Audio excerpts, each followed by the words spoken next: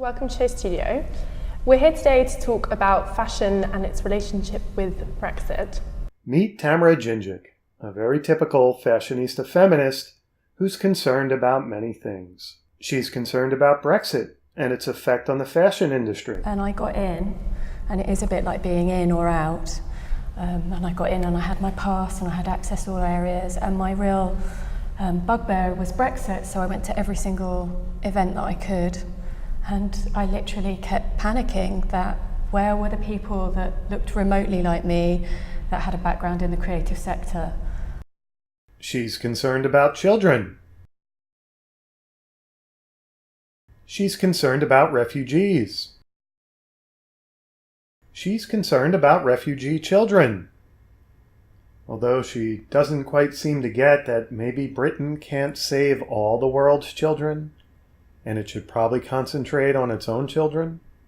But what she's mostly concerned about is men butting in where they don't belong. See, according to Tamara Gingic, men have had their way for far too long. And now it's time for men to step aside and allow women to fix all the terrible problems that men have caused. Indeed, like a lot of feminists, Tamara is concerned about many social issues, especially the ones she likes to blame on big bad evil men.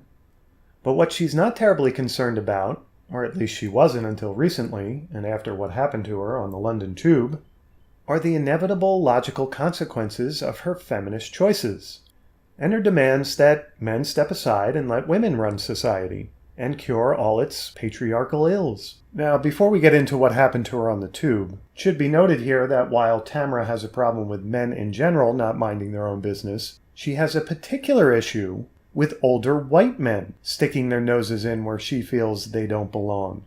Back in Committee Room 6 with the same white old men looking down on us, age clearly isn't bringing wisdom when a bunch of old men who never had it so good try to sell poverty to those paying their pensions. Yep, one was me, and both of us were women after hearing how great this will be by old men. I'm getting more and more angry at old men in the audience trying to say how great Brexit will be. Oh really? Fashionistas, I ask you honestly, do you think these white middle-aged men will look after your Brexit best interests? If not, please email me. What I don't understand is why the so-called forgotten are all being represented by angry old men, who then don't carry out their pledges. When angry men stop screaming, the women will rise up and show them how it's done, in labor as they are in the Tories. Okay, so I could probably go on and read like a million more of these, but I think you get the point. Tamara definitely has a hang-up with old men and white old men. Okay, so with all that possibly unnecessary background in mind, I mean, let's face it, we all knew she felt this way about men. Probably didn't have to go over her tweets, spelling it out. But with all that in mind, let's get into what happened to her on the Tube. And I'm just going to go ahead and read from a couple articles. There's been a bunch of articles out there. I think 2 will get the point across, so let's get to it. You are cowards. Female boss slams white middle-class men who fled as 6-foot attacker kicked and threatened her on Tube in London. Fashion CEO Tamara Gingic said she didn't blame the man, saying she understood that she understood that he was unwell, but said her fellow passengers on the Northern Line simply sat there. A fashion CEO who was kicked and threatened by a 6-foot man on the Tube has slammed the white middle-class men who did nothing to help, instead simply shifting seats. Tamara Gingic, while she didn't blame the man involved, saying he was clearly unwell, but she was left unimpressed by the cowards who did nothing. Okay, these are tabloids, and I can't believe they can't even get English grammar right, but okay, there you go. Fashion boss attacked and kicked on Tube condemns 2 men who walked away and left her to defend herself. Tamara Gingic was attacked as she traveled on the Northern Line. She has condemned 2 men in their 50s who didn't come to her aid. A fashion chief executive who claims she was verbally and physically assaulted on the Tube has condemned 2 male passengers for not coming to her aid. Tamara Gingic, founder and CEO of a consultancy company, Fashion Roundtable, said she was attacked by an unwell man as she traveled from her home in Highgate to a business meeting in Old Street. But she said that 2 men sitting close to her did not try and help her at all, and instead walked away, leaving her with the aggressive man who screamed and swore at her and kicked her. The mother of one said she was on the Northern Line tube at around lunchtime on Monday when the alleged assault happened. I got on the tube at Highgate and I was going to Old Street, she told the Standard. This guy gets on at Archway, he's about 6 foot and around 30 to 35 years old, and he started just screaming. At first I thought he was some sort of performance artist, but then it became clear that he was not well. He was screaming and shouting at me and saying things like, "I'm going to fucking kick you." Then he did actually kick me. It was proper intimidating. He was a big guy and I'm only size 8. Ms. Gingic, I think she's married, so I don't know why they're calling her Ms. Gingic, described the incident as terrifying and said the man was dangerous and obviously needs help. But she was left furious by the lack of support shown to her by 2 men who were sitting on the tube near her. There were 2 men sitting in the carriage near me who looked as though they were in their 50s, she said. At one point, the guy said, "These 2 aren't going to help you. They're going to go into the next carriage and leave you." And then that is exactly what happened. It was the strangest thing. When they walked out, the guy shouting at me was laughing and said, "Now you're on your own." It was the power trip for him. She said eventually a woman came and sat with her and said she would not leave her. They then pulled the emergency cord and the train came to a stop, at which point the perpetrator got off. Miss Gingic was left shaken and shocked by the behavior of the 2 commuters.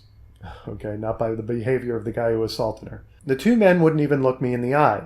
They left me on my own when the guy was still shouting at me. I was worried. It was really scary. It was disgusting that the 2 men didn't do anything to help me and instead left me alone with this woman who was amazing. Okay, so surprising no one, a fashionista feminist who constantly bashes men, especially old men, thinks that those same people are going to be there whenever she needs them. I got news for her, they're not. They're done with that. Now, I'm not the only one who has attempted to point this out to Tamara or women like her, and her Twitter account has been rather interesting lately. Okay, so let's take a look at some of the support tweets she got from other feminists and the replies that those support tweets got. And keeping in mind here that these feminists supporting her have pretty much the same opinion about men that Tamara does. Anyway, let's get to it. Here's one from Rachel Loftus. Tamara Gingic, I am so sorry to hear you were attacked, and I'm desperately sorry to see that you are now being attacked on social media for talking about your own experience of what happened to you. Take good care of yourself. All that is necessary for the triumph of evil is that good men do nothing. Edmund Burke. And here's Rachel's opinion of good men. Outside the M&S changing rooms looks like a repository for lost middle-aged men. Sometimes I'm quite delighted to be single. Yeah, well, sometimes men are quite delighted to leave you being single and have nothing to do with you, including when you're in peril. That's the way it works, Rachel. You don't get to have it both ways. Rachel Loftus, Tamara Gingic, Standard News. She isn't being attacked on social media because of what happened to her. She's being attacked because she's used her experience to shame people of a gender and skin color that she doesn't like.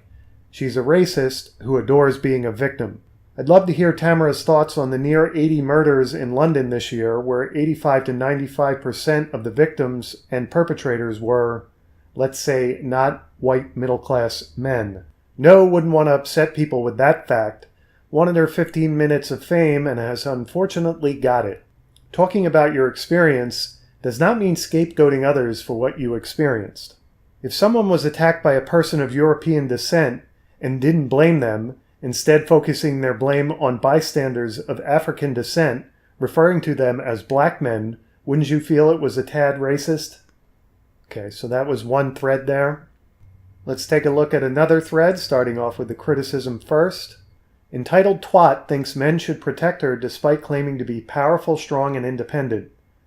And here's Jane Middleton, her feminist ally, swooping in to save her. Gosh, that's an incredibly nasty comment to make. I see you're new to Twitter. I suggest you start thinking about whether you want to get a reputation on here for being an unpleasant troll, or whether you might prefer to use it to spread some kindness. This coming from a person who said this about men? Exactly, Laura Bates. It's about stopping men's behavior, not changing women's. Yeah, so there you go. Men are stopping their troublesome behavior. They're not sticking their noses in where they don't belong. That's what you women wanted, right? And now we can take a look at some of the responses to Jane and Tamara, excuse me. Tamara belittles white men. Now she wants their protection from the migrants. That should be migrants, not migrates. Migrants she wanted into the country. She can take care of herself. And this response brings us to another interesting bit of this. What exactly was the ethnicity of Tamara's assailant? Well, we might as well get the answer from the source herself, Tamara. The aggressor was Southeast Asian and well-spoken. Now, if he was well-spoken, Tamara said he was unwell. Generally speaking, are unwell people well-spoken? I mean, I suppose they can be, but there's just something not quite adding up here in Tamara's whole excusing her aggressor as unwell and not going after him. But of course she's feminist, so I shouldn't expect anything to add up. Anyway, the aggressor was Southeast Asian and well-spoken. He wasn't, as the press have said, Asian and you have assumed Muslim. He was as Muslim as you are. A woman came to help me and did. The point was and remains, go to the safety if you want to, then pull the cord and do something. Okay, so this is just convoluted feminist quote logic unquote. Does Tamara not realize how many Muslims there are in Southeast Asia? Does she not realize that Indonesia is part of Southeast Asia and that it's the most populous Muslim country in the world? Now she's tweeting in response to an English guy, a white guy, I assume, and she's saying, he was as Muslim as you are. Sorry, Tamara, if he's from Southeast Asia, there's a very good chance he's much more Muslim than the guy you're tweeting to. And given your record of supporting Muslim refugees and bringing them into your country, this is just more just desserts for you. It's just more karma. You have no one to blame but yourself and this guy who attacked you. So stop blaming the middle-aged men that you've bashed your whole life who want nothing to do with you. And let's get to a very poignant response here, a very intelligent response from another MGTOW guy. And I'm loving the fact that MGTOW guys are all over these feminist skits. It's fucking amazing. And of course, Tamara will never respond to this. She won't even consider it and mentally digest it and adjust her lack of logic because of it. Anyway, here's the reply. He told you about his religious beliefs during the attack, specifying that he's not Muslim? Yeah, exactly. That's what I was getting at when I was talking about Southeast Asia and all the Muslims there. There's a very good chance if he was Southeast Asian that he was Muslim. That's the point. Before I wrap this video up and give some concluding thoughts, I want to put out a little warning for people who think this is all just funny and you can actually, when a woman's getting attacked in public, you can laugh in her face and walk away and be so cavalier about it all. I mean, I have no problem if you do this. This is not something personal from me. Women have made their bed, and it's time for them to lie in it. Men are not going to be their saviors anymore. Men are not going to come to the rescue. But something people should keep in mind is the idea of duty to rescue laws. Now, sometimes they get confused. These laws get confused with Good Samaritan laws. And Good Samaritan laws, as far as I know, mostly are targeted toward legally protecting those who do come in to help someone, to rescue someone. In other words, if you come in and rescue someone and they get injured during the rescue, you should be protected in most civilized countries from a lawsuit. Now, that may not be the case in all countries, in all jurisdictions, but generally speaking, you should be protected from a lawsuit if you had good intentions.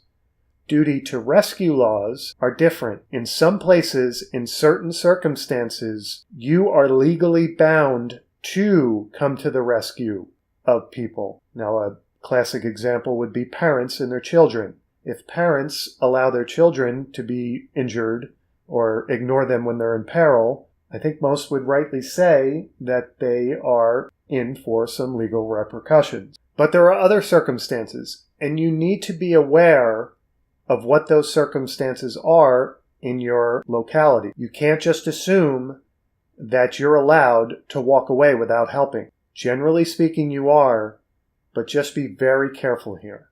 And the reason why I say you have to be very careful is because look at Tamara's reaction here. She doesn't give a damn about her assailant. The only thing she cares about, or the things she cares about most, are the white men who ignored her peril. She wants them to suffer the greatest repercussions here, not her assailant, who she's excusing every chance she gets. So you need to be aware that women will not be concerned with the minority who attacked them. They'll be concerned with you walking away and doing nothing, and or rubbing in their face that they're the ones who wanted these migrants that are assailing them in their country. Women will be more driven to burn you than the migrant that assailed them. You have to keep this in mind, and you have to be aware of the laws. So don't just go straight out laughing at them, even though you have every right to. Keep in mind that women, if they can, will use duty to rescue laws against you. So just know what those laws are in your area. Okay, so with that little Planet Evans PSA aside, let's get to my closing thoughts here. We are in a very strange situation in the Western world with feminism. I mean, those of us who participate here on YouTube as content providers and as commenters under that content, we all understand that feminism is a joke. We all understand that feminism needs to go away sooner rather than later. But the normies out there are not getting it. Feminism for them is still this equality issue. They still think if they're feminists, they're on the right side of history. This is what feminists have done. This is how much they've brainwashed the general public. The normies are still on board with feminism. To give you a hopefully clear example of why I say that, let's consider Anthony Bourdain's recent suicide. Now, it's not like I assumed or expected the progressive idiots on Twitter to take his death as an opportunity to address the high rates of white male suicide or anything. I'm not that lost. But I kind of figured they would at least seize the opportunity to address suicide in general, or maybe, I don't know, mental health issues. But all they're doing is talking about white male privilege and how Anthony Bourdain is a hero in that respect. Now, if you don't know anything about Anthony Bourdain, he was a blowhard when it came to Me Too. And he was you could probably consider him a social justice warrior of some kind. So to a large extent, Anthony Bourdain contributed to this strange mental state out there in the general public where issues that really matter are overshadowed by the brainwashing they've gotten from feminists. Feminists jam this privilege bullshit down everyone's throats. And that's why everybody's regurgitating it now, rather than the real issues like suicide or mental health. So again, we're in this strange situation where half the population gets that feminism is this delusional, psychotic state the other half of the population is in and can't seem to be rescued from. And I don't mean rescue in the literal sense. Because take Tamara, for example. I don't think anybody should be running to her rescue. Again, she and all the feminists made their beds and they can lie in it. What I mean by rescue is they just need to be deprogrammed. It's not a physical rescue, it's a mental rescue. And maybe even we shouldn't be bothering going there. Maybe we should let it all collapse. The only way people learn from their stupidity is empirically. And Tamara has learned from her stupidity, and she doesn't like it. She doesn't like the fact that her feminism has left her in a situation that doesn't benefit her in all instances, in all aspects. She doesn't want to live in a world that her feminism has wrought. She's the one who didn't want men interfering in her life. But when men abstain from interfering in her life, she doesn't want that either. And that's probably the only takeaway message here. Feminism is good for no one, not even feminists. And most of them, on a gut instinct level, realize it. But they're all just hoping what happened to Tamara doesn't happen to them, and they have to face up to it in real time in the real world.